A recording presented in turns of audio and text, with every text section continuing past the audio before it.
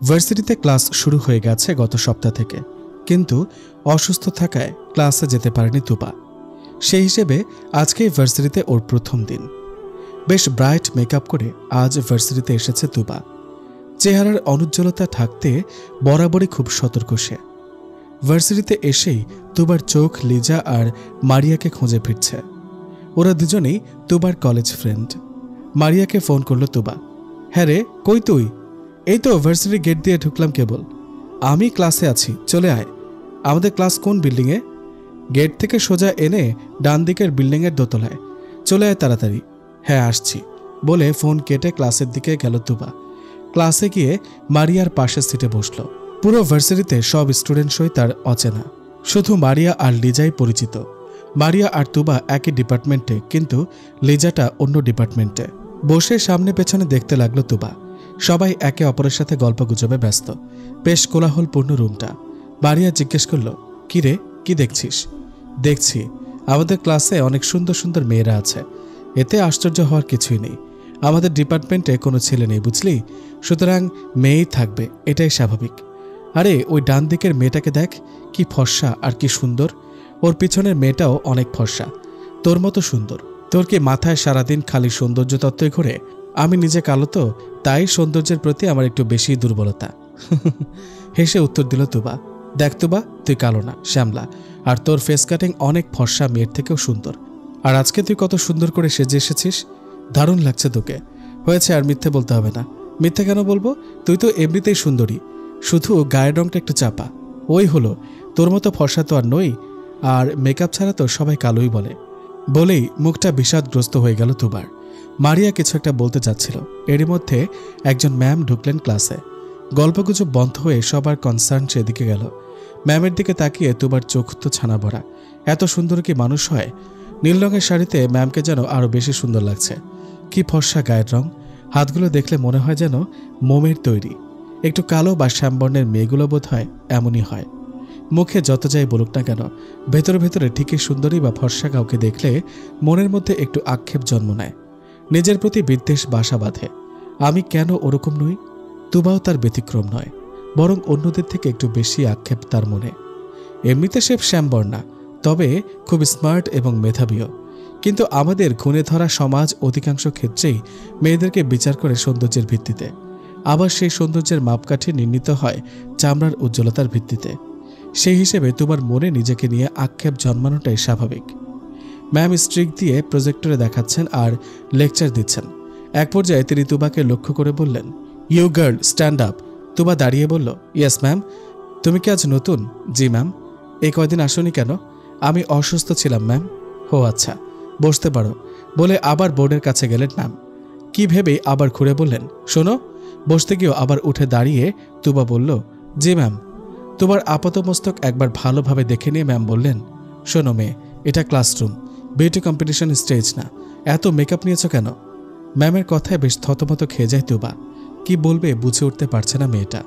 Ma'am আবার বললেন, তারুণ্যের বয়স তোমাদের, মেকআপ একটু আধটু করতেই পারো, কিন্তু কালো মেয়েরা এত মেকআপ করলে দেখতে খ্যাত খ্যাত লাগে। ড্রেস আপ তো বেশ স্মার্ট, এতটুকুও বোঝো না? সুন্দর সাজতে গিয়ে ভূতের মতো লাগলে ব্যাপারটা খুব বিশ্রী লাগে, বুঝেছ? ম্যামের কথা শুনে ক্লাসের সব মেয়েরা হো হো করে হেসে উঠল। ম্যামের তিরস্কার শুনে লজ্জায় অপমানে মাথাটা নিচু করে দাঁড়িয়ে আছে তুবা। সবার বিদ্রুপাত্মক হাসি শুনে সেদিকে তাকানোর সাহস হলো না মেয়েটার। অপমান বোধে কান্না চলে আসছিল। নেহাত ক্লাস বলে কোনো মতে কান্না চেপে মৃদু কণ্ঠে বলল, জি ম্যাম, ঠিক আছে, বসতে পারো।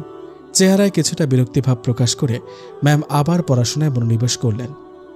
ক্লাসের বাকিটা সময় মাথা নিচু করে বসে থাকলো তুবা। ক্লাসের সময় শেষ হলে ম্যাম চলে গেলেন। এরপর সবাই আবার যে যার মতো গল্প গুজবে মেতে উঠল। তুবার বেঞ্চের আশেপাশের কয়েকটা মেয়ে তুবার দিকে তাকাচ্ছে আর ম্যামের করা মন্তব্য নিয়ে কানাঘুষা আর হাসাহাসি করছে একে অপরের সাথে। ব্যাপারটা যেন কাটা খায় নুনের ছিটার মতো বিচ্ছে ওর মনে। তুবা মাথা নিচু করে চুপচাপ বসে আছে দেখে মারিয়া বলল, মন খারাপ করিস না তুবা, এই ম্যামটা এমনই। উনি অন্য আরেক স্যারের পরিবর্তে এ যাবৎ 4টা ক্লাস নিলেন। প্রত্যেক ক্লাসে কাউকে না কাউকে অযথা কথা শুনিয়েছেন। তুই বল মারিয়া, আমি কি ভূতের মতো মেকআপ নিয়েছি?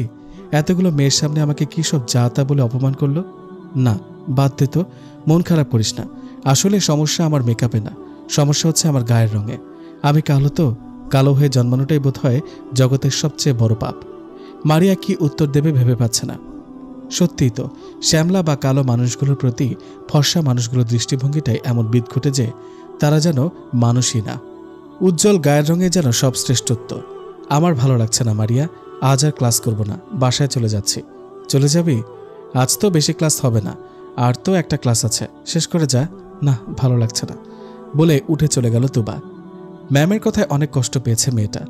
অবশ্য কারো গায়ের রং কালো হলে এরকম কষ্ট আর তিক্ত অভিজ্ঞতা তাদের নিত্যদিনের সঙ্গী। তুবা যদিও একেবারে কালো নয়, শ্যামবর্ণের, কিন্তু রংটা চাপা, তাই কালোই বলে অনেকে। তুবার 2 ভাই বোন। তুবার মা যদিও বেশ ফর্সা, কিন্তু ওর বাবা কালো। ছেলে মেয়ে দুজনে বাবা মায়ের মাঝামাঝি রং পেয়েছে। তবে ছেলেরা শ্যামলা বা তার থেকেও একটু ডার্ক যাই হোক না কেন, এমনকি কালো হলেও সমাজের খুব বেশি আসা যায় না। ভালো সার্টিফিকেট আর ভালো চাকরি বাকরি থাকলেই কালো ছেলেও হয়ে যায় রাজপুত্র। বিয়ের ক্ষেত্রেও তেমন সমস্যা হয় না তাদের। কিন্তু কোনো মেয়ে যদি একটু অনুজ্জ্বল শ্যামলা হয় তাহলে যেন সে অসন্তরের প্রতীক। আর কালো হলে তো কথাই নেই। যতই যোগ্য, গুণবতী বা দিনদারি হোক না কেন, সমাজের চোখে তারা 2য় শ্রেণীর মানুষ। বিয়ের ক্ষেত্রেও যেন তারা একেবারে অচ্যুত। এই দৃষ্টিভঙ্গি শুধু জেনারেল পরিবারগুলোতেই নয়, দিনী পরিবারগুলোতেও বিয়ের জন্য প্রথম রিকোয়ারমেন্ট হয় সুন্দরী শ্রেষ্ঠা। অবশ্য এই সুন্দরীর মাপকাঠি যে সাদা চামড়া সে আর বলাই বাহুল্য। আমাদের সমাজের এই বর্ণবাদী ধ্যান ধারণা যে কত সুস্থ মানুষের জীবনকেও বিষিয়ে তুলেছে তা যদি এই সমাজ বুঝত। বাসায় এসে নিজের রুমে গিয়ে ব্যাগটা রেখে ওয়াশরুমে গেল তুবা। ফ্রেশ হয়ে এসে বিছানায় হেলান দিয়ে বসল। কিছুটা হালকা লাগছে এখন। ম্যামের বলা কথাগুলো আর ক্লাসের মেয়েদের বিদ্রুপাত্মক হাসির কথা মনে পড়তেই মনটা আবারও বিষাদে ছেয়ে যায় তুবার। মা এসে জিজ্ঞেস করল, কিরে মা, মন খারাপ নাকি? না আম্মু, কিছু না। আচ্ছা তাহলে রেস্ট নে বলে চলে গেলেন মিসেস আমিন। তুবা ছোটবেলা থেকে এমনই চাপা স্বভাবের। পারতর সাথে কিছু প্রকাশ করতে চায় না কারো কাছে। সবসময় একটা হতাশা আর হীনমন্যতা বিরাজ করে ওর মাঝে। মা চলে যাওয়ার পর দরজাটা লাগিয়ে কানে হেডফোন গুজে গান শোনায় মনোযোগ দিল তুবা। তুবার বাবা রুবায়েত আমিন সাহেব একজন সরকারি অফিসার, বেশ মার্জিত ও সৎ মানুষ। ওর মাও বেশ ভালো, ধর্মকর্ম মেনে চলেন। একেবারে নির্ঝঞ্ঝাট উচ্চ মধ্যবিত্ত পরিবারের উৎকৃষ্ট উদাহরণ। ওর বড় ভাই জুনায়েদ আমিন একজন ইঞ্জিনিয়ার, বিয়ে করেছে কিছুদিন আগে। চাকরি সূত্রে স্ত্রী সহ সিলেটে থাকে। খুব দিনদার না হলেও বেশ রক্ষণশীল ওর পরিবারের সবাই। কিন্তু তুবাটা একদমই উচ্ছন্ন।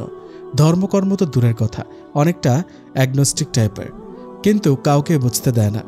ওর এই সংশয়বাদিতা শুরু হয় মূলত ওর হীনমন্যতা থেকেই। ছোটবেলায় ওর গায়ের রং বেশ উজ্জ্বলই ছিল আর দেখতেও খুব কিউট ছিল, কিন্তু ধীরে ধীরে বড় হতে হতে রংটাও কিছুটা ডার্ক হতে থাকে।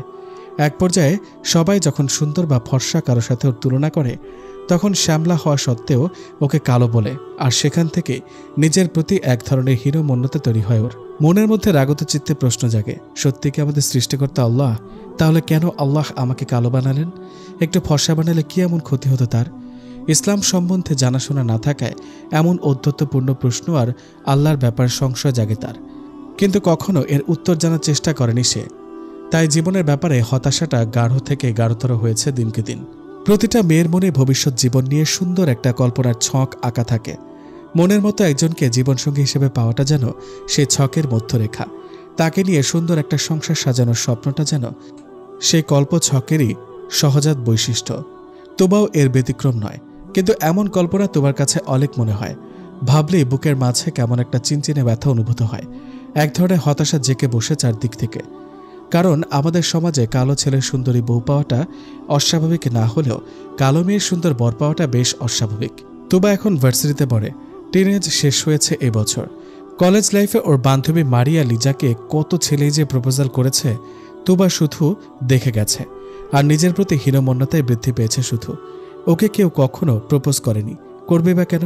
ছেলেরা বেছে বেছে সুন্দরী মেয়েদেরকে প্রপোজ করে। সমাজের প্যারামিটারে তুবা তো আর সেই তালিকায় নেই। এটাও তুবার হতাশা আর হীনমন্যতার পেছনের বড় একটা কারণ। আর সেখান থেকে সৃষ্টিকর্তার প্রতি তার অব্যক্ত একটা অভক্তি। যেহেতু দিনের বুঝ নেই, তাই বেপরদা ঘোরাফেরা, গান শোনা, মুভি দেখা, এসব নিয়ে দিন কাটতে থাকে তার। বাইরে বেরোলে মেকআপ করে নিজের শ্যামলা রংটা আড়াল করে, স্মার্ট ড্রেস আপ হয়ে নিজেকে সুন্দর হিসেবে উপস্থাপন করে ঘুরে বেড়ায় সে। এভাবেই ধীরে ধীরে ফিতরাত ধর্ম থেকে অনেক দূরে সরে গেছে তুবা।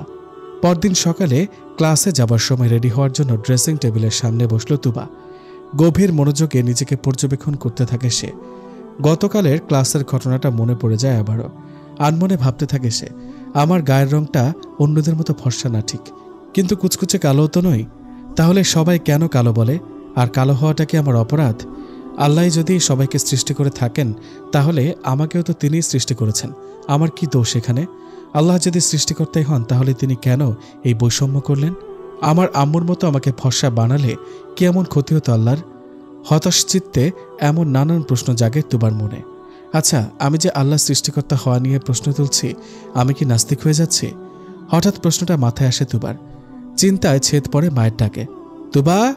হ্যাঁ আম্মু, আমি রেডি হচ্ছি, ক্লাসে যাব। আজ আর গতকালের মতো ব্রাইট মেকআপ নিল না। হালকা মেকআপ করে ভার্সিটির উদ্দেশ্যে রওনা হলো তুবা।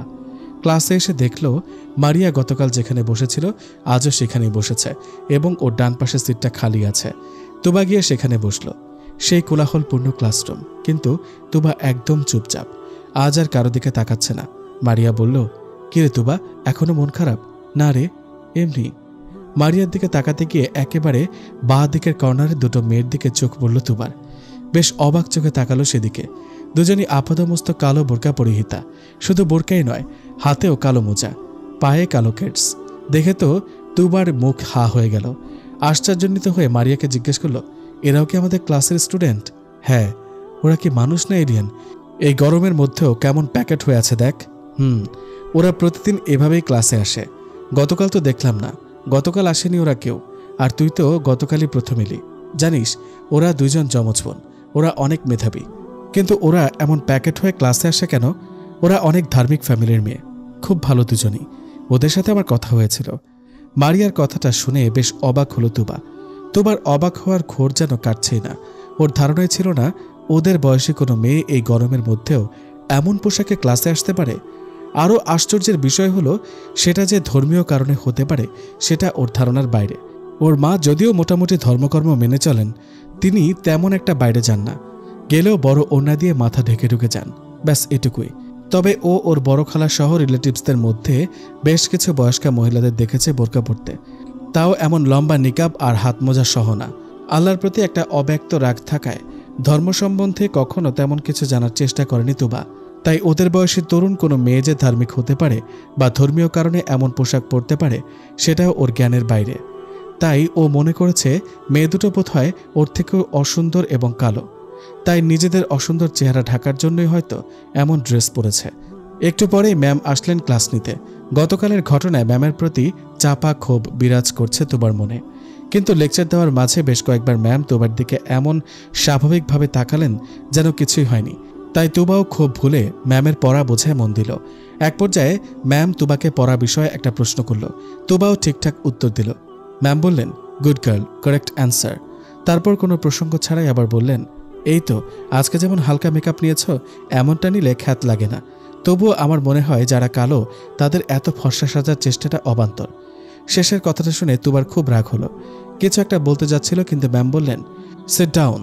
তারপর ক্লাসের সময় শেষ হলে ম্যাম চলে গেলেন। মারিয়ার দিকে ঘুরে তুবা বলল, আজীব এক মহিলা, অযথা কথা না শোনালে যেন ওনার ভালো লাগে না। হ্যাঁ আসলেই, আজ তো তুই হালকাই মেকআপ নিয়েছিস, এতেও ওনার কি এত প্রবলেম বুঝলাম না। নিজে ফর্সা তো, তাই খুব অহংকার।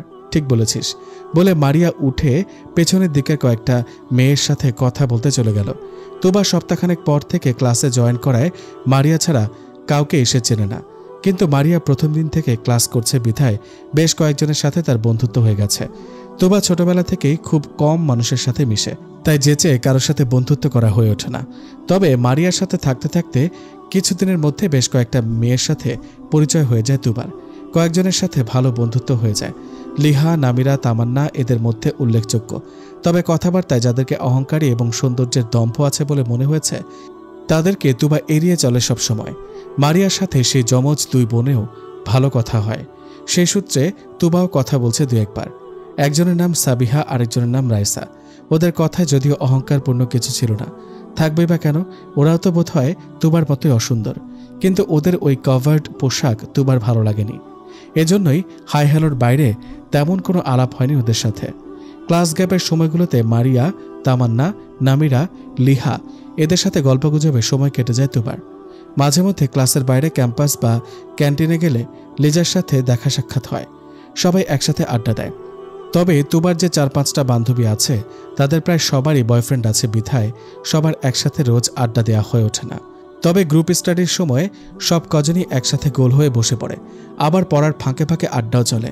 এসব আনন্দ মুখরতার মাঝেও যখন ক্যাম্পাসের বিভিন্ন গাছতলায় বা ক্যান্টিনে কোনো প্রেমিক কাপলের খুনসুটি আর আড্ডা চোখে পড়ে, তখন অজান্তেই বুকের বাঁ পাশটাতে চিনচিনে একটা ব্যথা অনুভূত হয় তুবার।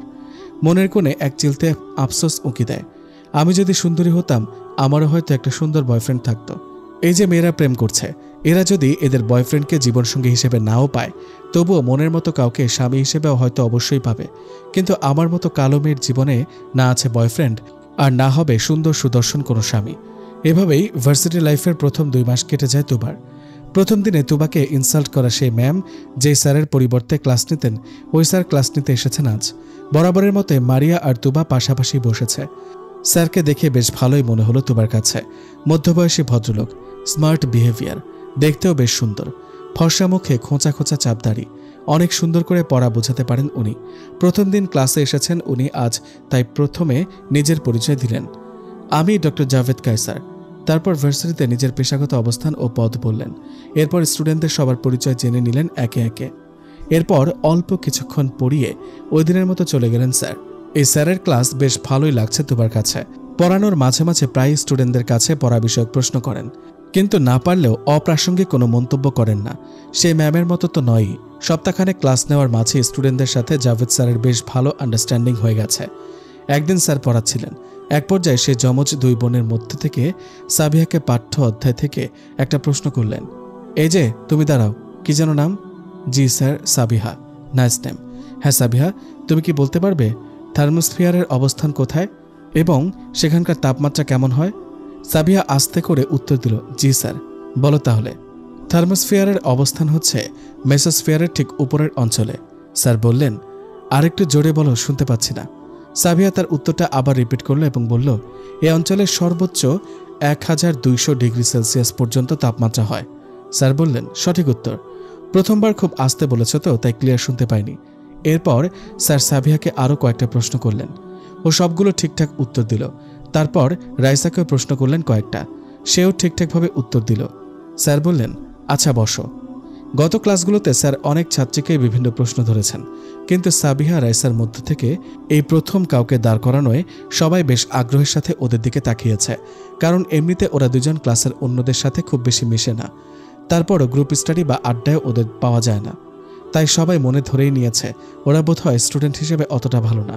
তাই সাগ্রহে সবাই শুনছিল ওরা উত্তর দিতে পারে কি পারে না। একটু পর স্যার আবার বললেন, আচ্ছা সাবিহা, যদি কিছু মনে না করো একটা কথা বলি। জি স্যার বলুন। ইসলামে পর্দা একটা কম্পালসারি বিষয়, তা আমি জানি। তোমরা এই তরুণ বয়সে ইসলাম মেনে চলেছ, ভার্সিটিতে পড়েও বোরকা পরিধান করে ক্লাস করো, এটা ভালো। কিন্তু আমি যতদূর জানি ইসলামে নিকাব পরাটা বাধ্যতামূলক না।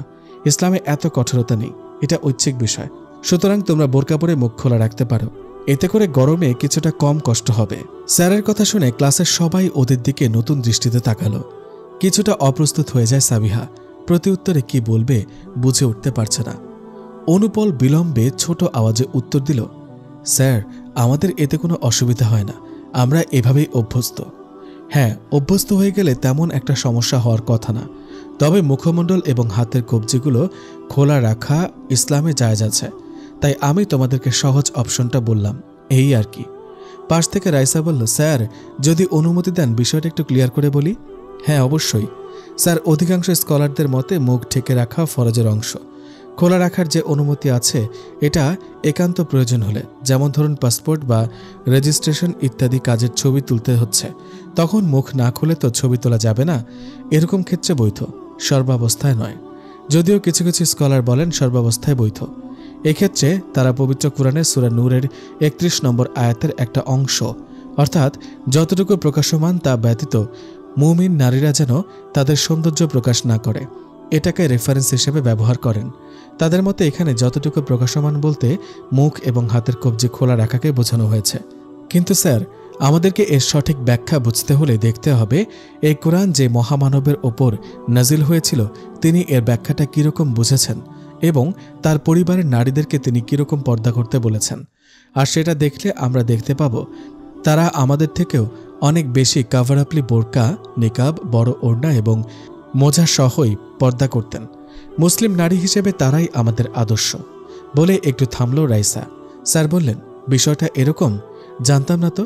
তাহলে তুমি বলতে চাচ্ছ এই খোলা রাখার মতটা সার্বক্ষণিকভাবে সঠিক নয়, তাই তো?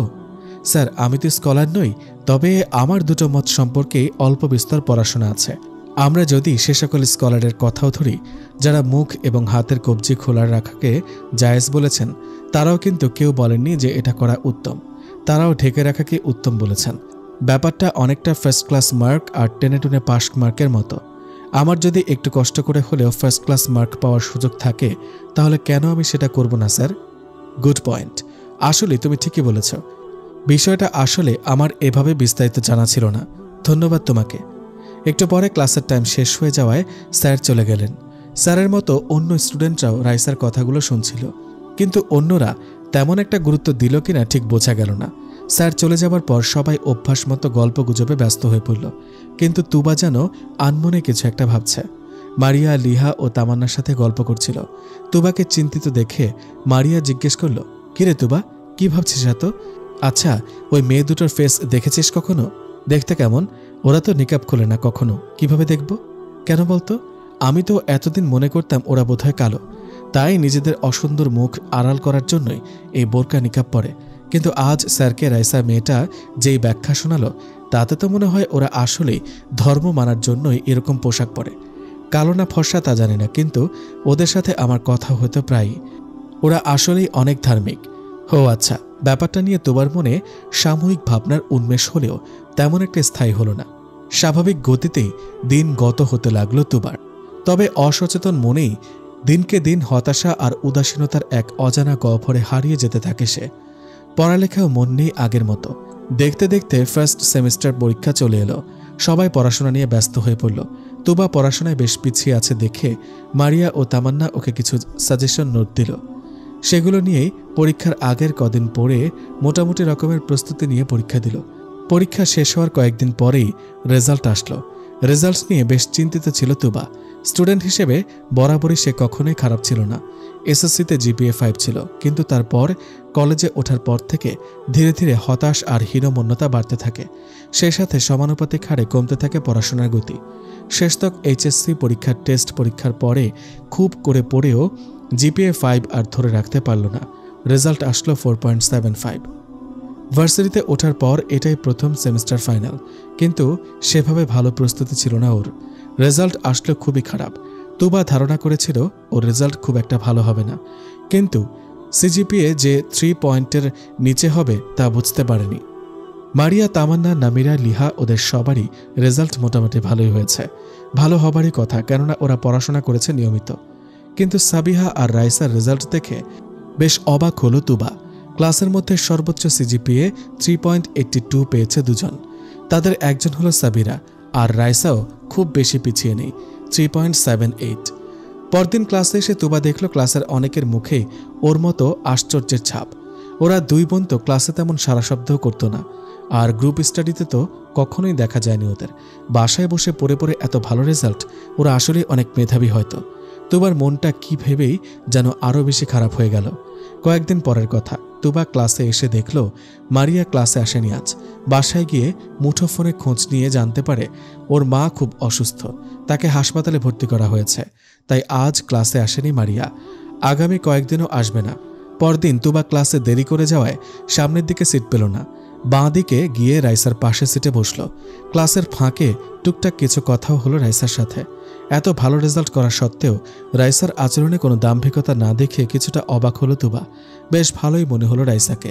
এরপর থেকে প্রায়ই রাইসা আর সাবিহার সাথে অল্প স্বল্প কথাবার্তা হয় তুবার। তুবা কিছু কথাবার্তা রাইসার কাছে অদ্ভুত লেগেছে বেশ কয়েকবার। মনে হয়েছে মেয়েটার বোধহয় ধর্মের ব্যাপারে কিছুটা অরুচি আছে, কিন্তু নিশ্চিত না হয়ে কাউকে কিছু বলা ঠিক না। বিধায় রাইসা বা সাবিহা কেউই তুবাকে এ ব্যাপারে কিছুই বলেনি। কয়েকদিন পর মারিয়া ক্লাসে আসলো, বাঁ দিকে গিয়ে বসলো। তুবাও ওদিকেই বসেছে।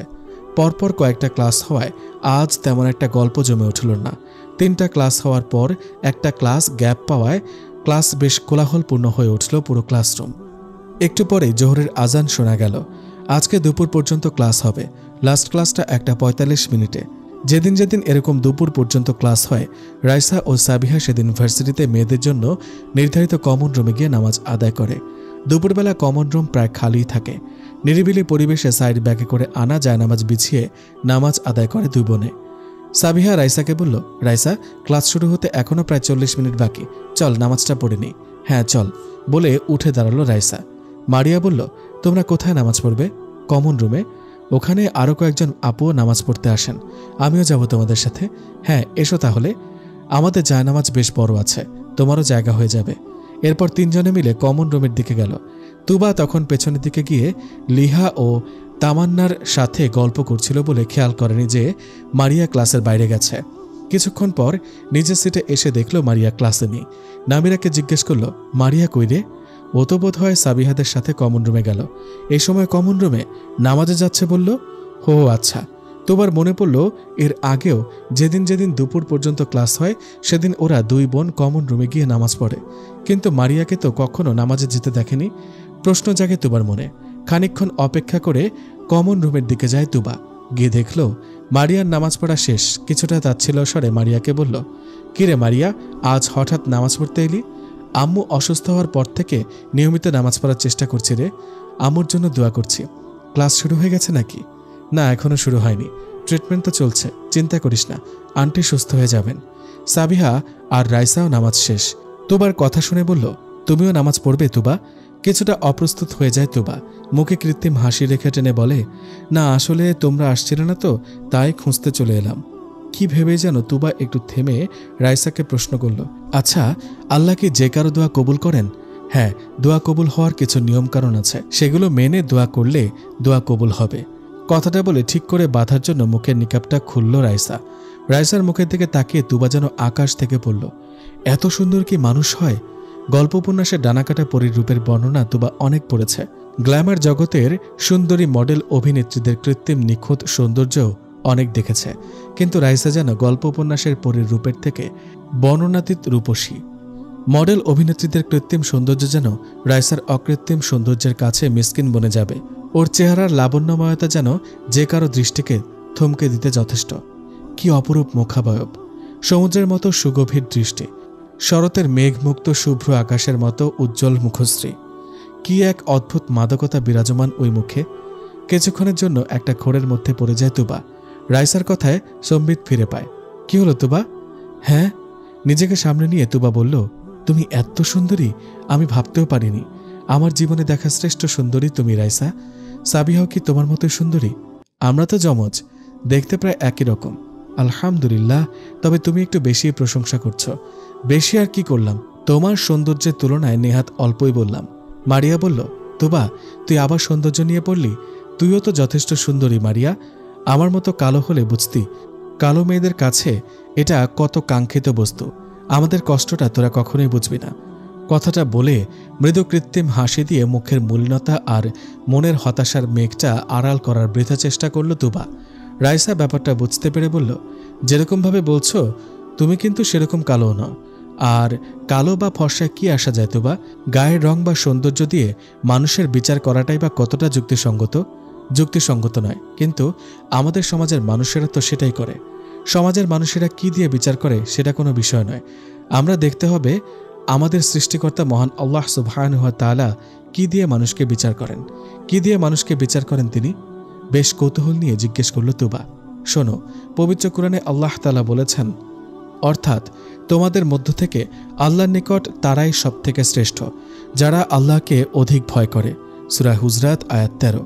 এর মানে হচ্ছে কে ধনী কে গরিব, কে ছোট কে বড়, কে আরব কে অনারব, কে কালো কে ফর্সা, কে শ্যামলা, কে দেখতে সুন্দর কে অসুন্দর, এসব কোনোটাই আল্লাহর নিকট শ্রেষ্ঠত্বের বিচারের মাপকাঠি নয়।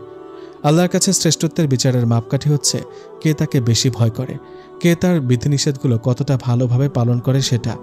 বেশ অবাক ভঙ্গিতে আগ্রহ ভরে রাইসার কথাগুলো শুনছিল তুবা। সাবিহা নামাজ শেষে জায়নামাজ ভাঁজ করছিল। জায়নামাজ ব্যাগে ঢুকিয়ে রাইসাকে বলল, সেই হাদিসটার কথাও বলা যেতে পারে যেখানে স্পেসিফিকভাবে চেহারা ও শরীরের কথা বলা হয়েছে। হাতের ঘড়িতে টাইম দেখে রাইসা বলল, ক্লাসের টাইম হয়ে গেছে, ক্লাস শেষে ওটা বলা যাবে। এখন ক্লাসে যাই, চলো। তুবা বলল, একটু দেরি হলে কিছু হবে না, আমি শুনতে চাই কি বলা হয়েছে সেই হাদিসে। মুচকে এসে রাইসা বলল, শোনো তাহলে। রাসূলুল্লাহ সাল্লাল্লাহু আলাইহি সাল্লাম বলেছেন, আল্লাহ তোমাদের শরীরের দিকে দেখেন না, তিনি তোমাদের চেহারার দিকেও দেখেন না, তিনি দেখেন তোমাদের অন্তর। অর্থাৎ আল্লাহ মানুষের শরীর বা চেহারার সৌন্দর্য দিয়ে মানুষকে বিচার করেন না, তিনি মানুষের অন্তরের সৌন্দর্য দেখে মানুষকে বিচার করেন। যাদের অন্তর হিংসা, বিদ্বেষ আর কলুষতা থেকে মুক্ত এবং আল্লাহর ভয়, আল্লাহর প্রতি ভালোবাসা, বিশ্বাস আর তার বিধিনিষেধ মেনে চলার মানসিকতায় সজ্জিত, সেই আল্লাহর কাছে অগ্রগণ্য। সহিহ মুসলিম শরীফে হাদিস নাম্বার 2564। রাইসার কথাগুলো শুনে চিন্তার জগতে প্রচণ্ড ধাক্কা খেল তুবা। আল্লাহর ব্যাপারে এতদিনের সংশয় যেন ওলটপালট হয়ে যেতে লাগল। একটা সুধারণার মৃদু বাতাস এসে আনমনা করে দিয়ে গেল ওকে। রাইসার দিকে তাকিয়ে তুবা বলল, আমি এতদিন জানতাম না মানুষকে বিচার করার ব্যাপারে আল্লাহর দৃষ্টিভঙ্গিটা এত সুন্দর। কেউ আমাকে কখনো এভাবে বলেনি, শুধু কটাক্ষ আর কটু মন্তব্য করে এসেছে সবাই, আর সেগুলো আমার হতাশায় বৃদ্ধি করেছে বারংবার। এখন তো জানলে এখন থেকে আর হীনমন্যতায় ভুগবে না কখনো। চলো তাহলে ক্লাসে যাওয়া যাক। হ্যাঁ চলো। এরপর ক্লাসে গিয়ে বসলো সবাই। স্যার এসে পড়ানো শুরু করেছেন। সবাই স্যারের লেকচার শুনছে, কিন্তু তুবার মন নেই স্যারের কথায়। অবচেতন মনে নিজেকে প্রশ্ন করছে সে, আশেপাশের মানুষগুলোর যে দৃষ্টিভঙ্গি আমার মনকে বিষিয়ে তোলে তা পরিবর্তন করা আমার পক্ষে সম্ভব না। কিন্তু মানুষের মধ্যে যে দৃষ্টিভঙ্গি আমি সবসময় কামনা করে এসেছি, আমার সৃষ্টিকর্তা আল্লাহ বলেছেন তিনি মানুষকে ঠিক সেই দৃষ্টিকোণ থেকেই দেখেন। কতই না ন্যায়পূর্ণ তার দৃষ্টিভঙ্গি, আর আমি কিনা এতদিন সেই সৃষ্টিকর্তার ব্যাপারে খারাপ ধারণা পোষণ করতাম। তিনি তো তার সৃষ্টির ব্যাপারে ন্যায়বান, কিন্তু আমি তার সৃষ্টি হয়েও স্রষ্টার প্রতি কি একটুও ন্যায়পূর্ণ আচরণ করতে পেরেছি? কেমন একটা অস্থিরতা শুরু হয় তুবার মনে। চিন্তার জগতে দ্রুতগতি সম্পন্ন কোনো এক সাইক্লোন যেন ঝড়ো বাতাস বয়ে দিচ্ছে, যে বাতাস ভেঙে চুরমার করে দিচ্ছে এতদিনের ক্ষোভিত অব্যক্ত অনুভূতিগুলোকে, এতদিনের হতাশা ব্যঞ্জক অভিব্যক্তিকে, নিজ সত্তাকে অহেতুক আড়াল করার ভুল বিশ্বাসকে। সে সাথে মনে উঁকি দিতে লাগলো নতুন কিছু প্রশ্ন। আবেগ যেন বিবেকের কাছে শর্ত আরোপ করতে লাগলো, যদি এগুলোর সমাধান আমাকে দিতে পারো, আমি অতীতের সব অনুরাগ ছেড়ে, সব অভিযোগ ভুলে ওই মহান সৃষ্টিকর্তার কাছে নিজেকে সঁপে দিব, তার পায়ে লুটিয়ে পড়ে জীবনের শান্তি খুঁজে নেব। ক্লাস শেষ হওয়ার পর তুবা রাইসাকে বলল, রাইসা, আমার কিছু প্রশ্ন ছিল। হ্যাঁ বলো। মানুষকে বিচার করার ব্যাপারে আল্লাহর মাপকাঠি সত্যি অসাধারণ এবং নিঃসন্দেহে তা আমার হৃদয় ছুঁয়ে গেছে, কিন্তু মনে হঠাৎ কিছু প্রশ্ন জাগলো। আল্লাহ কেন তার সৃষ্ট মানুষের মাঝে এত বৈষম্য করলেন? তিনি কি সবাইকে একই রকম বানাতে পারতেন না? তাহলে তো আর ধনী গরিব, সাদা কালো বা সুন্দর অসুন্দরের এত ভেদাভেদ থাকতো না। কিছু মনে করো না রাইসা, আমি আসলে ধর্ম সম্বন্ধে তেমন কিছু জানি না। না না, মনে করার কি আছে? শোনো তুবা, আল্লাহ বলেছেন এই দুনিয়াটা আমাদের জন্য একটা পরীক্ষা ক্ষেত্র। তিনি দেখতে চান কে আমাদের মধ্যে কর্মে উত্তম। সূরা মুলক আয়াত 2। যেহেতু তিনি ন্যায় বিচারক, সেহেতু তিনি প্রত্যেক পরীক্ষার্থীকে ঠিক সেভাবেই বিচার করবেন যে ধরনের প্রশ্নপত্র তিনি মানুষকে দেবেন। এটাই তো ন্যায় বিচার, তাই না? হ্যাঁ, ন্যায় বিচার তো এটাই, কিন্তু সেটার পলিসিটা কিরকম একটু বুঝিয়ে বলবে?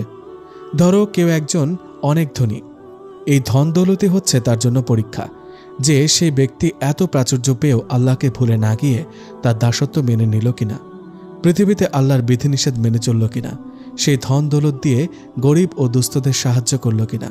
আবার ধরো কেউ একজন অতি দরিদ্র, প্রতিদিনকার খাবার জোগাড় করতেই তার কষ্ট হয়, বিত্ত বৈভব তো কল্পনাতীত।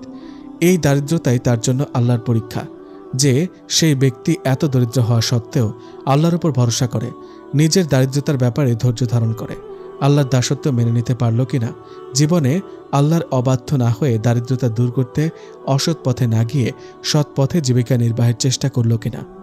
এখন যেহেতু তার বিত্ত বৈভবের প্রাচুর্যতা নেই, সেহেতু সে এই বিষয়টার জবাবদিহিতা থেকেও মুক্ত। আবার যে ব্যক্তি ধনী, সে দারিদ্রতার কারণে ঈমান হারা হয়ে যাওয়ার আশঙ্কা থেকে মুক্ত, কিন্তু তাকে দেওয়া সম্পদের ব্যাপারে তাকে হিসেব দিতে হবে যে সেগুলোকে সে আল্লাহর বিধান অনুযায়ী সঠিকভাবে ব্যয় করছে কিনা। ঠিক অনুরূপভাবে ধরো আল্লাহ কোনো কোনো মেয়েকে অত্যাধিক সৌন্দর্য দান করেছেন, এটাও যেমন তার জন্য পরীক্ষা, আবার কাউকে কালো বা অসুন্দর করেছেন, এটাও তার জন্য পরীক্ষা। কথাগুলো বলে একটু থামল রাইসা। খুব মনোযোগ দিয়ে সাগ্রহে রাইসার কথাগুলো শুনছিল তুবা। সৌন্দর্যের প্রসঙ্গ আসতেই আরও বিস্তারিত শোনার তৃষ্ণা অনুভব করল সে। বৃত্ত বৈভব আর দারিদ্র্যের ব্যাপারটা বুঝলাম, কিন্তু সুন্দর অসুন্দরের ব্যাপারটা ঠিক বুঝলাম না। একটু ক্লিয়ার করে বলবে? একটা কথা নিশ্চয়ই শুনে থাকবে, অহংকারীদেরকে আল্লাহ পছন্দ করেন না। হ্যাঁ, শুনেছি। তাহলে দেখো, যাকে আল্লাহ সৌন্দর্য দিয়েছেন তার জন্য পরীক্ষাটা হচ্ছে সে আল্লাহর এই অনুগ্রহ পেয়ে আল্লাহর প্রতি আরও বেশি কৃতজ্ঞ হলো নাকি অহংকারী হয়ে গেল। আল্লাহর সব বিধিনিষেধ মেনে নিয়ে ইসলাম মোতাবেক জীবন পরিচালনা করল নাকি সৌন্দর্যকে ব্যবহার করে বিভিন্ন পাপের দিকে পা বাড়াল। পক্ষান্তরে যাকে আল্লাহ সৌন্দর্য দেননি বা কম দিয়েছেন তার জন্য এটা এভাবে পরীক্ষা যে সে এই কারণে আল্লাহর ইচ্ছার প্রতি নাখোশ হয়ে তার অবাধ্য হয়ে যায় নাকি আল্লাহর ইচ্ছাকে মেনে নিয়ে ধৈর্য ধারণ করে। যদি সে ধৈর্য ধারণ করে এবং আল্লাহর দেয়া জীবন ব্যবস্থাকে নিজের জীবনে বাস্তবায়ন করে তাহলে আল্লাহর পরীক্ষায় ফার্স্ট ক্লাস মার্ক পেয়ে উত্তীর্ণ হবে।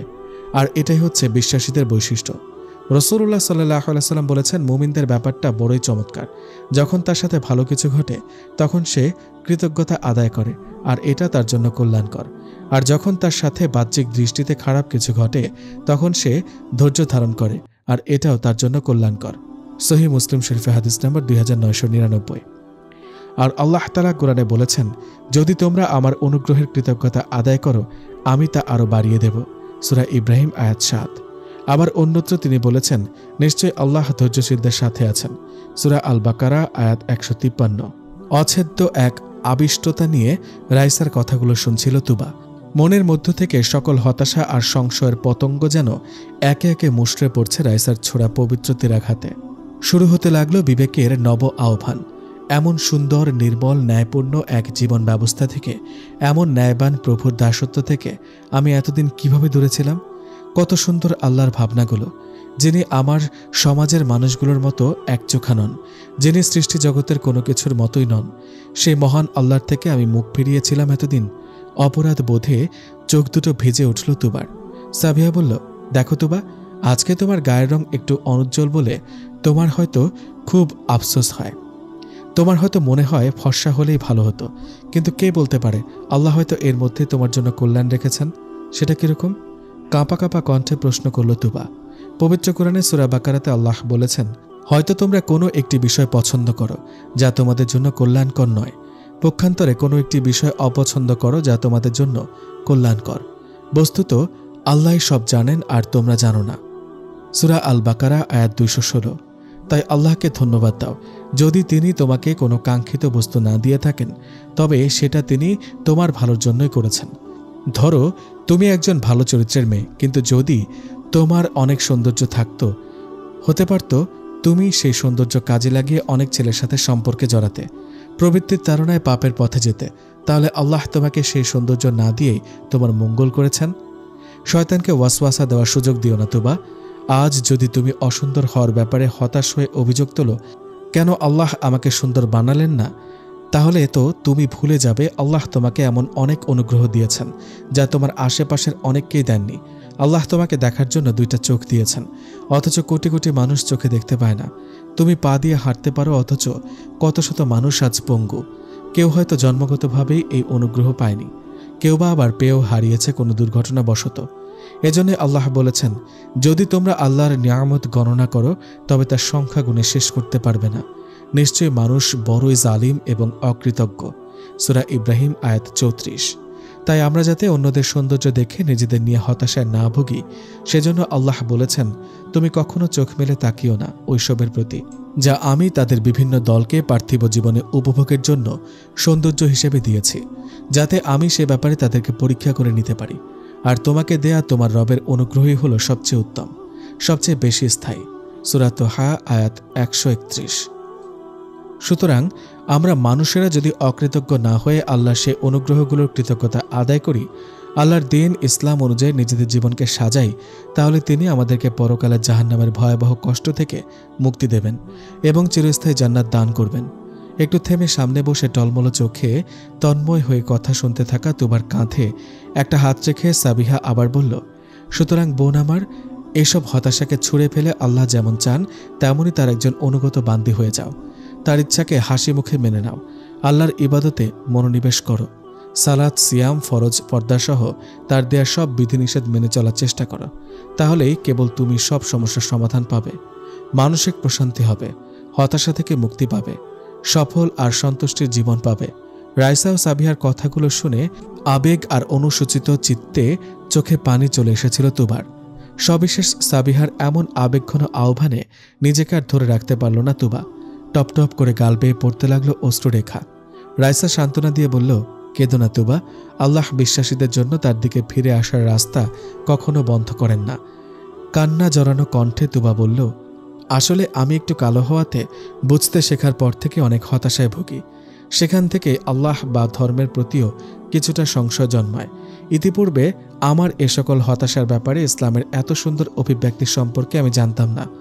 এতদিনের হতাশা আর সংশয়ের সেই জমাট বাঁধা পাথরটা আজ তোমরা সরিয়ে দিয়েছ, এজন্য আমি তোমার কাছে চিরকৃতজ্ঞ বলে নিজেকে সামনে নেওয়ার চেষ্টা করল তুবা। সাবিহা নিজের হাতে তুবার চোখ বেয়ে গড়িয়ে পড়া জলরেখাটা মুছে দিল।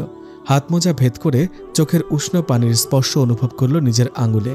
তুবা বলল, আমি এই হতাশাময় জীবন থেকে সন্তুষ্টি জীবনে পদার্পণ করতে চাই। সংশয় ভুলে আল্লাহর অনুগত হতে চাই, তার দেয়া বিধিনিষেধ মেনে চলতে চাই। তোমরা কি আমাকে সাহায্য করবে? অবশ্যই করব তুবা, আমাদেরও ভালো লাগবে। আমাদের একজন পথভোলা বান্ধবী আমাদের দিনের পথে চলার সাথী হবে। স্বাগতম তোমাকে এই প্রশান্তিময় জীবন ব্যবস্থায় বলে তুবাকে আলিঙ্গন পাশাবদ্ধ করে নিল সাবিহা ও রাইসা। এখান থেকে শুরু হয় তুবার নতুন পথ চলা। তার পরদিনই সাবিহা তুবাকে বেশ কিছু বই উপহার দেয়। একদম উপরে ছিল নামাজ শিক্ষার একটা বই। বইটা দেখে তুবা বেশ খুশি হয়ে বলল, এই বইটাই এখন আমার অন্য সবগুলোর আগে দরকার। হ্যাঁ, একজন মুসলিমের জন্য সর্বপ্রথম ফরজ কাজ হলো সালাত। এখন যেহেতু তুমি ইসলামের সুশীতল ছায়ায় আশ্রয় নিয়েছ, তাই সালাতের ব্যাপারে জ্ঞান অর্জনই তোমার জন্য সবথেকে জরুরি। সেই ভাবনা থেকে এটা দিলাম। কোনো বিষয় বুঝতে না পারলে আমাকে বলো, কমন রুমে নামাজের সময় প্র্যাকটিক্যালি দেখিয়ে দিব, কেমন? আচ্ছা বলে একটা মুচকে হাসি দিল তুবা। সে হাসির মাঝে আছে এক সমুদ্র প্রশান্তি, কৃতজ্ঞতা আর আশা। হাসলে খুব মিষ্টি লাগে তুবার মুখখানি। সেদিনই ওদের কাছ থেকে ইসলাম সম্বন্ধে তাওহিদ, শিরক, ঈমান, কুফর সহ সালাত, সিয়াম সম্পর্কে বেসিক কিছু বিষয় জেনে নিয়েছিল তুবা। এরপর ধীরে ধীরে চিন্তা চেতনায়, কাজে কর্মে, আচার আচরণে পরিবর্তন আসতে শুরু করে তুবার। প্রতিদিন ক্লাসে এসে সাবিহা ও রাইসার পাশে বসতে শুরু করল।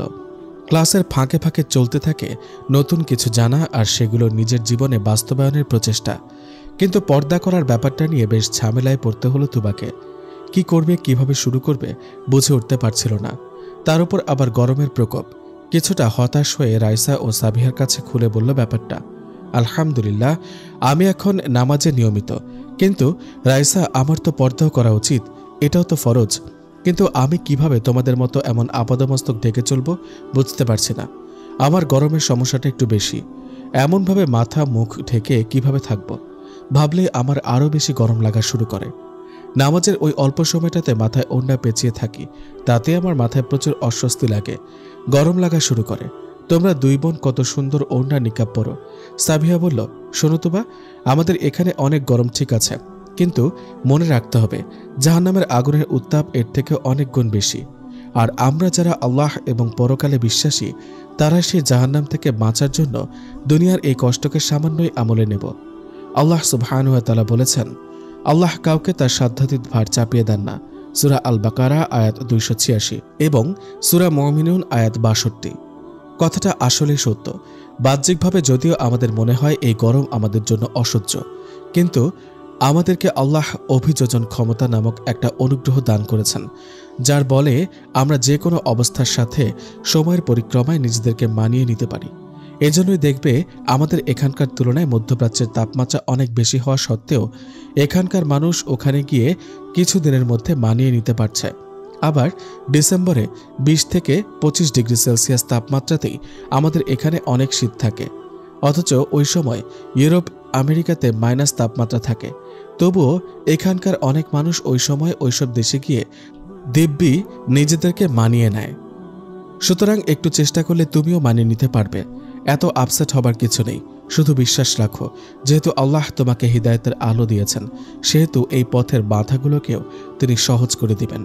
আর তাছাড়া আমাদের বুঝতে হবে যে দুনিয়া হচ্ছে পরীক্ষার জায়গা। পরীক্ষা তো একটু কঠিনই মনে হবে, আর নিজের ইচ্ছাকে আল্লাহর কাছে সমর্পণের নামই তো ইসলাম।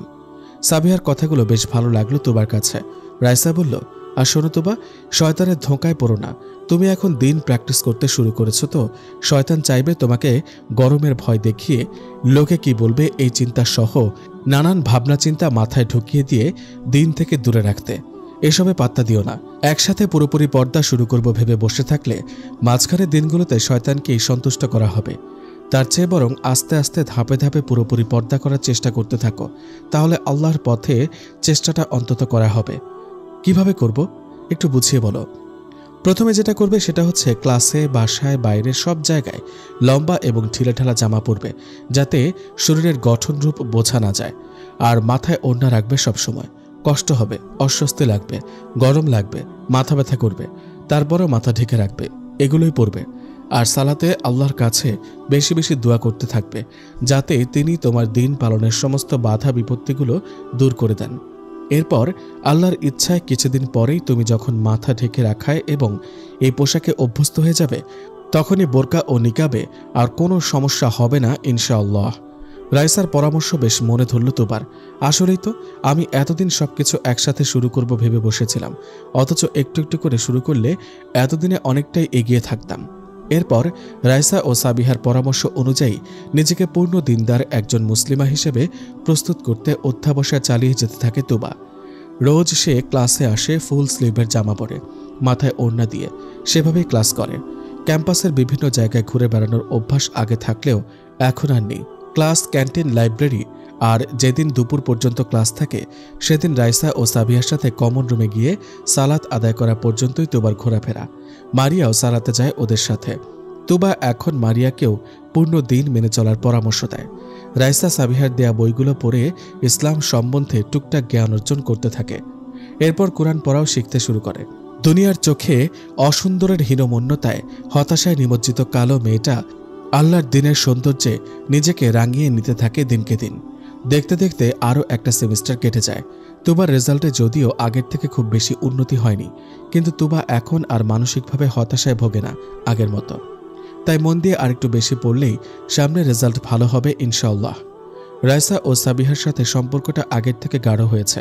ওদের প্রতি তুবা চিরকৃতজ্ঞ। ওদের উসিলাই মেয়েটা প্রশান্তিময় সেই বাতাস খুঁজে পেয়েছে, যার অভাবে হতাশার দাবদাহে অন্তরটা তৃষ্ণার্ত হয়েছিল এতগুলো বছর। থার্ড সেমিস্টারের ক্লাস শুরু হয়েছে বেশ কিছুদিন হলো। তুবা লাইব্রেরিতে বসে বই পড়ছিল। এমন সময় সাবিহা ও রাইসাও আসলো লাইব্রেরিতে। তুবার পাশে গিয়ে বসল দুজন। একটু পর ওরা যেখানে বসেছে তার পেছনে এবং ডান পাশের তাকে বই খোঁজার বাহানায় একটা ছেলে একাধিকবার এসে আবার অন্যদিকে চলে গেল। যাওয়ার সময় আর চোখে ওদের দিকে তাকাচ্ছিল। বিষয়টা কারোরই দৃষ্টি এড়ালো না। তুবা অবশ্য বই পড়ায় মনোযোগী ছিল। সাবিহা রাইসার কানের কাছে মুখ নিয়ে চুপি চুপি বলল, এই সে ছেলেটা না? হ্যাঁ, তাই তো মনে হচ্ছে। তুবার কাছে জিজ্ঞেস কর, কে এটা? এখন না, ছেলেটা লাইব্রেরি থেকে বের হোক, তখন জিজ্ঞেস করছি। ছেলেটা বাইরে যাওয়ার পর তুবাই রাইসাকে বলল, রাইসা, একটা বিষয় গত কয়েকদিন ধরে বলতে চাচ্ছিলাম, কিন্তু কিভাবে বলবো ঠিক বুঝে উঠতে পারছিলাম না। আমাকে ভুল বোঝো না কিন্তু, হ্যাঁ? ধুর বোকামে, ভুল কেন বুঝবো? একজন মুমিন কখনো মিথ্যা বলে না। কি হয়েছে খুলে বলো। ওই ছেলেটাকে দেখলে না, যে এখানে বই খুঁজতে এসেছিল? হ্যাঁ, ওর সাথে লাইব্রেরিতেই পরিচয়। নাম রিফাত। দেখতে শুনতে ভালোই, ভদ্র বেশ। প্রায়ই লাইব্রেরিতে আমার টেবিলের অপোজিটে এসে বই পড়তে বসতো। ক্যান্টিনেও দেখা হয়েছে কয়েকবার। সেই সুবাদে টুকটাক দু একটা কথাও হয়েছে। কথা শুনে মনে হলো ছেলেটা বেশ ধার্মিক, ধর্মীয় জ্ঞান আছে অনেক। সেজন্যই মূলত একটু আধটু কথা বলছিলাম আর কি। কিন্তু সেদিন আমাকে অবাক করে দিয়ে লাইব্রেরিতে বসেই বলল আমাকে নাকি সে পছন্দ করে। প্রথমে ভেবেছিলাম মজা করছে, আমার মতো কালো মেয়েকে ওর মতো সুন্দর হ্যান্ডসাম ছেলে কেন পছন্দ করতে যাবে। কিন্তু পরে সিরিয়াসলি প্রপোজ করলো। তুমি যেমনটা বলছো তুমি ততটাও কালো নাও, আর তোমার মুখটা খুব মিষ্টি তো। আচ্ছা যাক, তারপর তুমি কি বললে? আমি বললাম, দেখুন, আমি ছেলে মেয়েদের এসব প্রেম ভালোবাসায় বিশ্বাস করি না। আমার পক্ষে আপনার প্রপোজাল অ্যাকসেপ্ট করা সম্ভব না। মাশাআল্লাহ তুবা, সোজাসাপটা কিন্তু একেবারে সঠিক উত্তরই দিয়েছ। হ্যাঁ, আমি তোমাদের উসিলায় দিন সম্বন্ধে এখন অল্প স্বল্প হলেও তো জানি, তাই না? বিয়ে বহির্ভূত এসব প্রেম ভালোবাসা ইসলামে নিষিদ্ধ। কিন্তু ছেলেটা আমাকে বলল, ঠিক আছে, প্রেম করতে হবে না, পড়াশোনা শেষ হলে না হয় আমরা পারিবারিকভাবে বিয়ে করব, আর ততদিন বন্ধুর মতো থাকবো একে অপরের সাথে। তারপর তুমি কি বললে? কিছু বলিনি। সে বলেছে ভেবেচিন্তে পরে যেন জানাই, কিন্তু তারপর আর কথা হয়নি। আজ জানতে এসেছিল হয়তো, কিন্তু তোমাদেরকে দেখে আর কিছু বলেনি। এই বিষয়টাই তোমাদেরকে জানাতে চাচ্ছিলাম। বিষয়টা মনের ভেতর খটকা লাগছিল খুব। এরকম বন্ধুত্ব ঠিক হবে? রাইসা কিছু বলার আগে সাবিহা বলল, মাথা খারাপ তোমার? যে কারণে বিয়ে বহির্ভূত প্রেম নিষিদ্ধ, সেই একই কারণে ছেলে মেয়েদের এমন বন্ধুত্ব নিষিদ্ধ। সাবিহার এমন দ্রুত উত্তরে কিছুটা ঘাবড়ে গিয়ে তুবা বলল, একটু বুঝিয়ে বলো তো, আমি তো আসলে জানি না। এরপর রাইসা বলল, শোনো তুবা, তুমি কি মাহারাম এবং নন মাহারাম সম্বন্ধে জানো? হ্যাঁ, রক্তের সম্পর্কে 14 জন পুরুষ ব্যতীত সবাই নন মাহারাম। সাবিহার দেয়া একটা বইতে পড়েছিলাম, কোরআনেও পেয়েছি পরে। আলহামদুলিল্লাহ, তাহলে বিষয়টা বোঝা তোমার জন্য সহজ হবে। শোনো, নন মাহারামদেরকে দেখা দেয়া এবং তাদের সাথে অপ্রয়োজনে কথা বলাও ইসলামে নিষিদ্ধ। তাদের দৃষ্টি থেকে নিজেকে সেফ করা ফরজ, কারণ এখান থেকেই ফিতনার সূচনা হয়। পবিত্র কোরআনে আল্লাহ বলেছেন, ফিতনা হচ্ছে অন্যায় হত্যার থেকেও কঠিন অপরাধ। সূরা আল বাকারা আয়াত 191। এজন্যই ইমানের হেফাজতের জন্য যেমন নিজের দৃষ্টি সংযত রাখা আবশ্যিক, তেমনি যেসব কাজে ফিতনার আশঙ্কা থাকে সেসব থেকে দূরে থাকাও আবশ্যিক। আর এই কারণে ইসলাম নন মাহারামদের সাথে দেখা করা ও অপ্রয়োজনীয় আলাপচারিতাকে নিষিদ্ধ করেছে। এ ধরনের আলাপ থেকে ধাপে ধাপে প্রেমের খোলসে সীমা লঙ্ঘন হয়। আর তাছাড়া আমরা তো জিনা ব্যভিচারকে সবাই ঘৃণা করি, তাই না তোবা? হ্যাঁ অবশ্যই, এটা তো নিকৃষ্ট পাপের কাজ। হ্যাঁ, তবে তুমি হয়তো জানো না, শুধু অবৈধ দৈহিক মিলনকে জিনা বলে না, ওটা জিনার চূড়ান্ত পর্যায়। আরও বিভিন্ন ধরনের জিনা রয়েছে।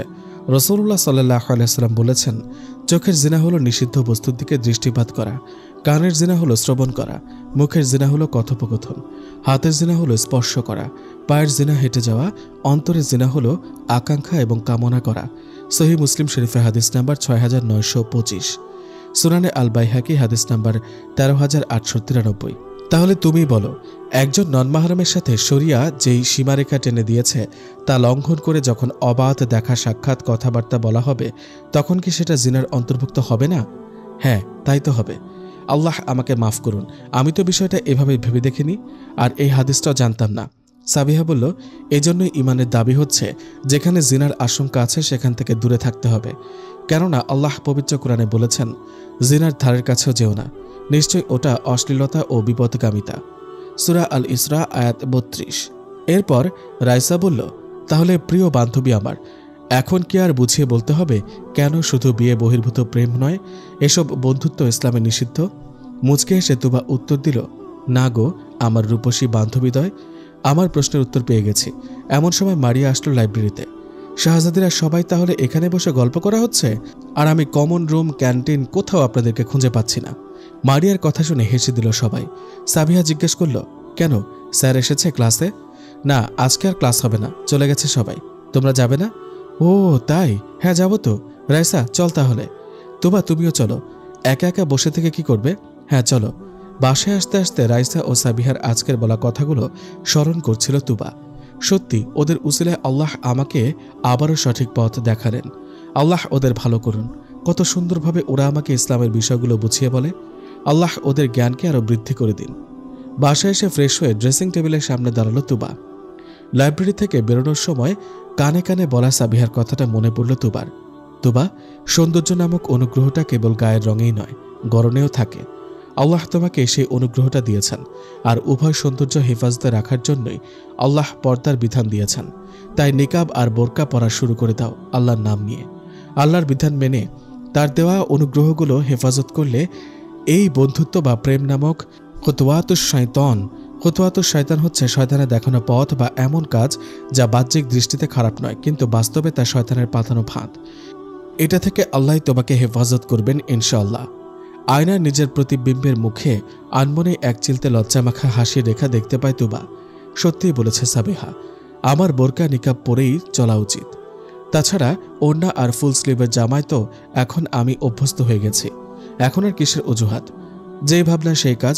পরদিন ক্লাস শেষে রাইসা আর সাবিহার সাথে মার্কেটে গিয়ে বোরকা ও নিকাব কিনে আনলো তুবা।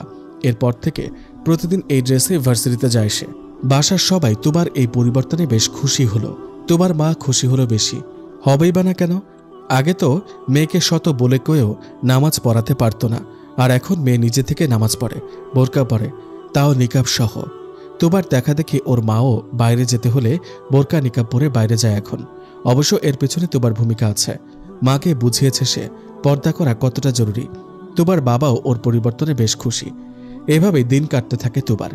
কিছুদিন পর তুবা সাবিহা রাইসার মতো হাতে পায়ে মোজাও পরা শুরু করলো। হঠাৎ দেখলে তিনজনকে আলাদা করা কঠিন হয়ে যায় ক্লাসের সহপাঠীদের কাছেও।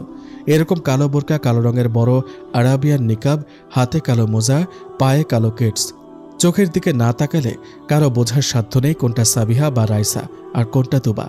যে মেয়েটা একসময় গান, মুভি আর ইচ্ছামতো ঘোরাঘুরি নিয়ে ব্যস্ত থাকত, সেই মেয়েটা ভার্সিটিতে উঠে দুটো পরশ পাথরের ছোঁয়ায় ইসলামের রঙে রঙিন হয়ে সুন্নতি জীবনযাপন শুরু করলো। তিনজনে মিলে মাঝে মধ্যে অন্য ক্লাসমেটদেরকে টুকটাক দিনের দাওয়াত দেওয়াও চালিয়ে যেতে থাকে। হিদায়াত দেওয়ার মালিক তো আল্লাহ।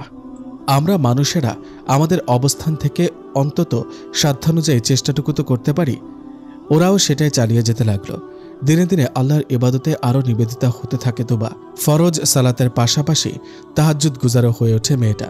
নিয়মিত ক্লাসের পড়া, সেই সাথে ততোধিক গুরুত্ব দিয়ে কোরআন বুঝে পড়ার চেষ্টা করে সে। অপ্রয়োজনে এখন আর বাইরে বেরোয় না মেয়েটা। এভাবেই নীরবে নিভৃতে হতাশায় ভরা জীবন থেকে বেরিয়ে আসে। আশাচিত্ত দৃঢ় ইমানের একজন মুসলিমা হওয়ার প্রয়াস অব্যাহত থাকে তুবার। দেখতে দেখতে লাস্ট সেমিস্টারে এক্সাম সামনে চলে আসে। থার্ড সেমিস্টারের পর থেকেই রেজাল্টও আগের থেকে ভালো হতে শুরু করে। কিছুদিন পরই ফাইনাল এক্সাম। আরেকটু ভালো করে পড়াশোনা করলেই টোটাল বেশ ভালো একটা সিজিপিএ আশা করা যায়। কিন্তু পরীক্ষা শুরু হতে না হতেই খুব অসুস্থ হয়ে পড়ল তুবা। চিকুনগুনিয়া নামক ভাইরাসজনিত এক জ্বর চারদিকে মহামারীর ন্যায় ছড়িয়ে পড়েছে শোনা যাচ্ছে। আগে সে তুবা হলে হয়তো অসুস্থতার জন্য রাগে ক্ষোভে আল্লাহকে যা তা দোষারোপ করত, কিন্তু এখনকার তুবা তো দিন বোঝে।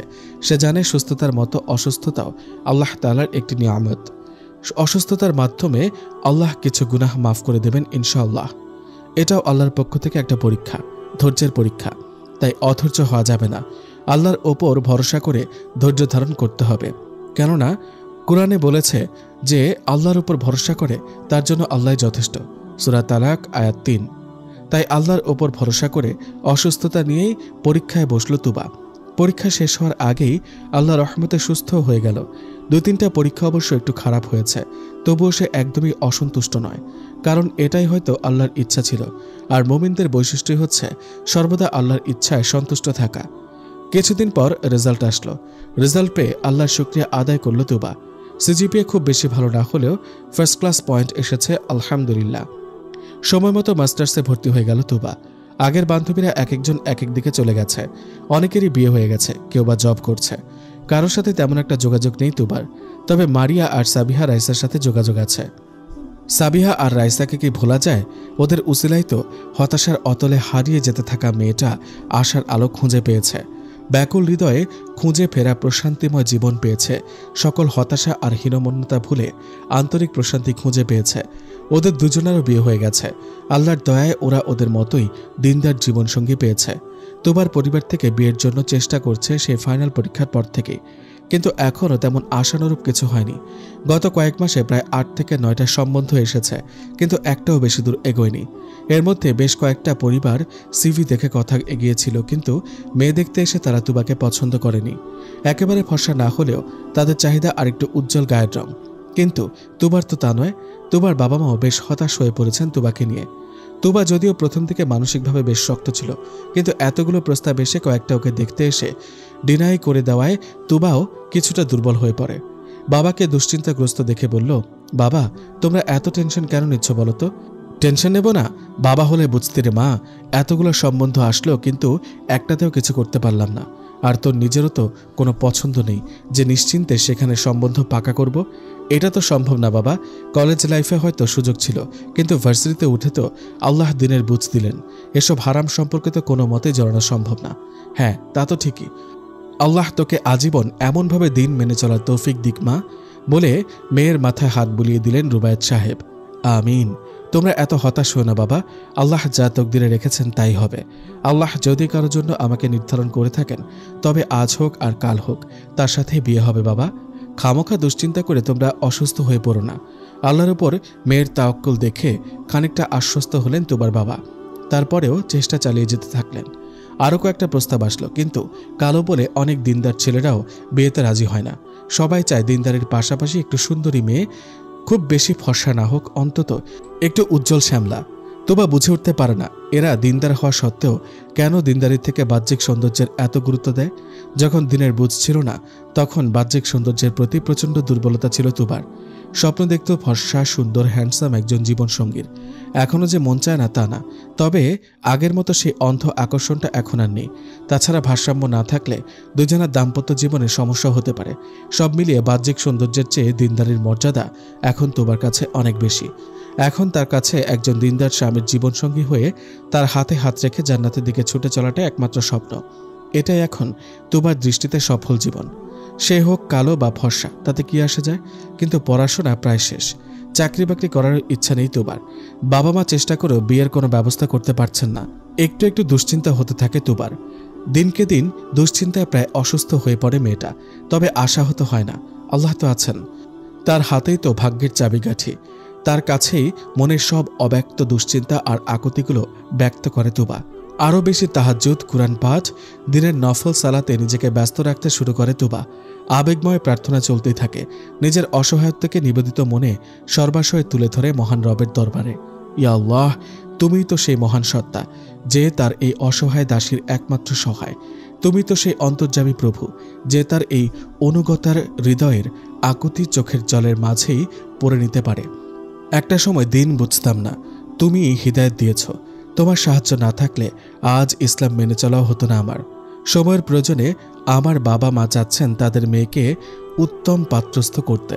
আমিও চাই দিনের অর্ধেক পূরণ করে তোমার দেয়া হিদায়তের পথে সেই মানুষটার হাত ধরে জান্নাত পানে ছুটে চলতে। কিন্তু পরিস্থিতি তো সবই তোমার জানা। হে আমার মালিক, যদি আমার জন্য তেমন কাউকে তুমি নির্ধারণ করে থাকো তবে তা হবে আমার ও আমার পরিবারের জন্য আনন্দের। আর তুমি যদি আমার জন্য একাকী জীবন কাটানো উত্তম মনে করো, আমি তাতেই সন্তুষ্ট থাকব। জানবো আমি একা নই, আমার রব সর্বদা আছেন আমার সাথে। কিন্তু আমার বাবা মা এটা ভেবে কষ্ট পাবেন যে তাদের মেয়ে কালো বলে আজ তারা তাকে বিয়ে দিতে পারল না। মানুষ তো বোঝে না কালো ফর্সা এগুলো সৌন্দর্যের মাপকাঠি নয়, উভয়ই তোমার ইচ্ছানুযায়ী হয়েছে। নিশ্চয়ই তুমি উত্তম ফয়সালাকারী, হে আল্লাহ। কখনো কখনো জীবন ঘনিষ্ঠ কিছু ব্যাপার রয়েছে, যেমন মানুষকে জীবনের ব্যাপারে আরও বেশি তৎপর করে তোলে, তেমনি অনবরত বেশি বেশি নফল ইবাদত তুবার ইমানি সৌন্দর্যকে আরও লাবণ্যময় করে তুলতে থাকে। কিছুদিন পর তুবার ভাইয়ার ট্রান্সফার হওয়ায় সিলেট থেকে সস্ত্রীক বাড়িতে চলে আসে। তুবার ভাবিও বেশ খুশি হলো যে অনেকদিন পর আবার পরিবারের সাথে থাকা হবে। তুবাকে সে নিজের বোনের মতো ভালোবাসে। স্বামীর পরিবারই তো তার পরিবার। তুবার ভাবি এসে শ্বশুরকে জানায়, বাবা, আমার এক বান্ধবীর সাথে সেদিন ফোনে কথা হচ্ছিল। ওর ছোট ভাইয়ের জন্য ওরা একটা দিনদার মেয়ে খুঁজছে। ছেলে কম্পিউটার ইঞ্জিনিয়ার, অনেক দিনদার ছেলে। যদি অনুমতি দেন তো তুবার ব্যাপারে ওদের সাথে কথা বলতে চাই। হ্যাঁ হ্যাঁ, কথা বলতে পারো, তবে তুবার ডিটেলস একটা সিভি পাঠিয়ে দিও তাদেরকে, যাতে স্পষ্ট উল্লেখ থাকবে আমাদের মেয়ে কিন্তু দেখতে তেমন ফর্সা না, তবে অনেক দিনদার, আলহামদুলিল্লাহ। হ্যাঁ বাবা, শেষবার যখন আপনার ছেলের ছুটিতে বেড়াতে এসেছিলাম তখনও দেখেছি, আর এখন তো আলহামদুলিল্লাহ তখনকার থেকেও এখন অনেক বেশি দিনদার আমাদের তুবা। ওর দিনের প্রতি জজবা সত্যি হৃদয় গলানোর মতো। আমি নিজেও ওকে দেখে অনেক অনুপ্রাণিত হয়েছি। আমি আমার বান্ধবীকে সব জানিয়েছি বাবা। ও বলেছে ওদের সুন্দরী চাই না, একটা ভালো দিনদার মেয়ে চাই। সে কালো হলেও অসুবিধা নেই, আর আমাদের তুবা তো খুব বেশি কালো না। আচ্ছা, তাহলে তাদের সাথে কথা বলে তাদেরকে একদিন মেয়ে দেখতে আসতে বলো। আচ্ছা বাবা। তুবার ভাবি রুমে গিয়ে বান্ধবীকে ফোন করে জানালো তারা যে কোনো দিন মেয়ে দেখতে আসতে পারে। বান্ধবী বলল বাসায় কথা বলে জানাবে যে কবে আসতে পারবে। তারপর দিন ঠিক করে একদিন তারা তুবাকে দেখতে এলো। ছেলের সাথে তার বড় আপু আর বাবা মা এসেছে। ছেলের নাম জারিফ মাহমুদ, সুন্দর মুখশ্রী, মুখের দাড়ি যেন সেই সৌন্দর্যকে পুরুষালী জৌলুস এনে দিয়েছে। জারিফের বাবাও তেমনই মার্জিত মানুষ, অধিকাংশ দাড়ি পাকা, কিন্তু সব এখনও সাদা হয়নি। উভয়ের পোশাক আশাকে তাকওয়ার ছাপ স্পষ্ট। জারিফের আপু আর মা দুজনেই পূর্ণ হিজাবে আচ্ছাদিত। দেখেই চোখ জুড়িয়ে গেল তুবার পরিবারের সবার। নাস্তার পর্ব শেষ হলে তুবার বাবা তাদেরকে মেয়ে দেখার অনুরোধ করলেন। জারিফের বাবা বললেন, মেয়ে দেখা তো সরকারিভাবে ছেলে আর তার মা বোনের জন্য অনুমিত। আমি বরং এখানে অপেক্ষা করি, ওরা দেখে আসুক। জারিফ আর তার আপু ও আম্মুকে ভেতরে রুমে তুবাকে দেখতে নিয়ে যাওয়া হলো। তুবার ভাইয়া ছিলেন তুবার সাথে। জারিফের আম্মুকে ওর আপু আগেই জানিয়েছে সবকিছু, যে মেয়ে শ্যামবর্ণা, উজ্জ্বল নয় গায়ের রং, তবে অনেক দিনদার, আলহামদুলিল্লাহ। তিনি তাতে বেশ আশ্বস্ত হয়েছিলেন। তবে তিনি যা ভেবেছিলেন এখন তুবাকে দেখে ভাবনার থেকে বেশ ভালোই লাগলো তার কাছে। এমনিতে তুবার মুখটা খুব মিষ্টি দেখতে। তুবার কাছে গিয়ে বসতেই তুবা ওনাকে সালাম দিলেন। উত্তর দিয়ে উনি বললেন, তোমার নাম কি মা? তুবা। তুমি কি নিকাব, হিজাব, হাতমোজা সহ বোরকা পরো? জি। তা মা, তুমি কি মাহারাম নন মাহারাম মেনটেন করে চলো? জি আলহামদুলিল্লাহ। এরপর নিজের মেয়ের কাছে গিয়ে বললেন, মেয়ে আমার পছন্দ হয়েছে জিনাত, এখন তুই আর জারিফ কথা বলে দেখ। আচ্ছা আম্মা, তুমি বরং তাহলে তোমার হবু বিয়ান সাহেবার সাথে গিয়ে কথা বলে এসো। হ্যাঁ, আমিও তাই ভাবছি। তুবার ভাইয়া বললেন, আম্মু ওই পাশে রুমে আছে বলে তিনি রুম দেখিয়ে দিলেন। একবার সজ্জল চোখে জারিফ তাকালো তুবার দিকে, তারপর আপুর কানে কানে বলল, আমি সামনে রুমে যাচ্ছি আপু। কি পছন্দ হয়েছে? আমার রিকোয়ারমেন্ট তো তুমি জানোই আপু, জাস্ট সুন্নাহ পালনের নিয়াতেই দেখতে আসা। কথা বলে বোঝার চেষ্টা করো সে দিনের ব্যাপারে কতটা সিরিয়াস। তোমার পারফেক্ট মনে হলেই আমি চোখ বুজে বিয়ে করে নেব ইনশাআল্লাহ। তুবা বুঝতে পারছে না এরা মেয়ে দেখতে এসে কি এত কানাঘুষা করছে। জারিফ তুবার ভাইয়াকে বলল, ভাইয়া যদি কিছু মনে না করেন চলুন আমরা ড্রয়িং রুমে গিয়ে বসি, আপু আর উনি একটু কথা বলুক। হ্যাঁ হ্যাঁ, অসুবিধা নেই, চলুন। এতক্ষণ মাথা নিচু করে বসেছিল তুবা। জারিফ আর ওর ভাইয়া কথা বলার সময় প্রথমবারের মতো জারিফের দিকে তাকালো তুবা। আল্লাহু আকবার, এত সুন্দর মানুষটা আমাকে বিয়ের জন্য দেখতে এসেছে, এও নিশ্চয়ই অপছন্দ করে চলে যাবে। কিন্তু তাহলে আপুকে আবার কি কথা বলতে রেখে গেল? জারিফের আপু উঠে গিয়ে তুবার পাশে বসলো, হাসি মুখে বলল, এই যে ভাবি সাহেবা, আমার সামনে লজ্জা পেতে হবে না, মুখটা তুলুন মুহতারামা। মুখটা তুলে মুচকে একটা হাসি দিয়ে তুবা বলল, আমি নই আপু, আপনি হলেন আমার কাছে মুহতারামা, সে পরে দেখা যাবে কে মুহতারামা। এখন বলো, আমার ভাইকে কি তোমার পছন্দ হয়েছে? ও মাশাআল্লাহ, অনেক দিনদার। নিজের ভাই বলে বলছি না, আমার জীবনের দেখার সব থেকে তাকওয়াবান পুরুষ আমার ভাই। ওনাকে যে কারোরই পছন্দ হবে আপু, উনি তো অনেক সুন্দর মাশাআল্লাহ, কিন্তু আমাকে হয়তো ওনার পছন্দ হয়নি। না রে বোকামে, ও অনেক লাজুক তো তাই উঠে চলে গেছে, আমাকে কথা বলতে বলেছে। তোমার ভাবির কাছে তোমার ব্যাপারে যা শুনেছি, তারপর খোঁজখবর নিয়ে যা জেনেছি, আর এখন দেখে যা মনে হচ্ছে, তাতে সব মিলিয়ে আমার কাছে তোমাকে পারফেক্ট মনে হয়েছে। আর আমার ভাইয়েরও এতেই মত আছে। সুতরাং এখন তোমার কোনো আপত্তি না থাকলে বিয়েটা আজই পাকাপাকি করে যাব আমরা। কথাটা শুনে মনে এক পশলা ভালো লাগার বৃষ্টি বয়ে গেলেও মুহূর্তে দুশ্চিন্তার মেঘ মৃদু গর্জে উঠল তুবার মনে। আমার কোনো আপত্তি নেই আপু, কিন্তু বাহ্যিক দিক থেকে আমি কি ওনার যোগ্য? ফর্সা রঙে কি আর যোগ্যতা লেখা থাকে? শোনো তুবা, আমার ভাইটা প্রতিজ্ঞা করেছিল দিনদারিতার ব্যাপারে খোঁজখবর নিয়ে জীবনে একটা মেয়েকে দেখবে আর তাকেই বিয়ে করবে। ওর ইমানের লেভেলটা তোমাকে আর তাফসির করে বোঝাতে চাচ্ছি না বোন আমার। আমরাও তাই আসার আগে তোমার ব্যাপারে যথাসাধ্য খোঁজখবর নিয়ে এসেছি। তোমার পরহেজগারিতা আমাদের মনে ধরেছে, তোমার সুন্দর মনটা তোমার বাহ্যিকতাকে ছাপিয়ে গেছে। আমার ভাই চামড়ার সৌন্দর্য চায় না, এরকম একটা সুন্দর মন চায়। আর গায়ের রঙে কি আসা চায়? সাদা কালো উভয় তো আল্লাহরই সৃষ্টি, তাই আল্লাহ চাহে তো তুমি ওর জন্য পারফেক্ট, আর তোমার মতো মেয়ের জন্য আমার ভাইও পারফেক্ট হবে ইনশাল্লাহ। সুন্দরী খোঁচা চোখগুলো তোমার মতো মুত্তাকি হৃদয়ের মেয়ের জন্য বড়ই বেমানান। আপুর কথাগুলো শুনে দুশ্চিন্তার মেঘগুলো গর্জন ধ্বনি থামিয়ে প্রশান্তের বৃষ্টি বইয়ে দিল তুবার মনে। তাহলে তুবা? জি আপু। তুমি মত দিচ্ছ তো? জি ইনশাল্লাহ, এ আমার পরম সৌভাগ্য আপু। আলহামদুলিল্লাহ বলে তুবাকে বাহু পাশাবদ্ধ করে আলিঙ্গন করলেন জিনাত আপু। এমন সময় তুবার ভাবি আসলো ওদের রুমে। দুই বান্ধবী অনেকদিন পর দেখা হয়, দুজনেই বেশ প্রীতি প্রকাশ করলেন। তারপর দুই পরিবারের বিয়ের দিন তারিখ ঠিকঠাক করার পর জারিফরা চলে গেল। কয়েকদিন পর একবার জুমাবারে মসজিদে সুন্নতি পরিবেশে বিয়ে হয়ে গেল জারিফ ও তুবার। বিয়ের দিন আনন্দ খুশি আর কৃতজ্ঞতার এক মিশেল অনুভূতিতে চোখের কোণ ঘেঁষে জল চলে এলো তুবার। সবকিছু যেন একটা স্বপ্নের মতো মনে হচ্ছিল তার কাছে। জিনাত আপুর কথাটা মনে পড়তেই কেমন এক বিস্ময়াবিষ্টতা অনুভব হলো তুবার। জারিফ প্রতিজ্ঞা করেছিল একটা মেয়েকেই দেখবে আর তাকেই বিয়ে করবে। ব্যাস, আপু এতটুকুই বলেছিল, যার মানে হচ্ছে কোনো মেয়েকেই সে দেখে না। আল্লাহর আদেশ মেনে নিজের দৃষ্টিকে সে সর্বদা হেফাজত করে চলে। সুবহানাল্লাহ।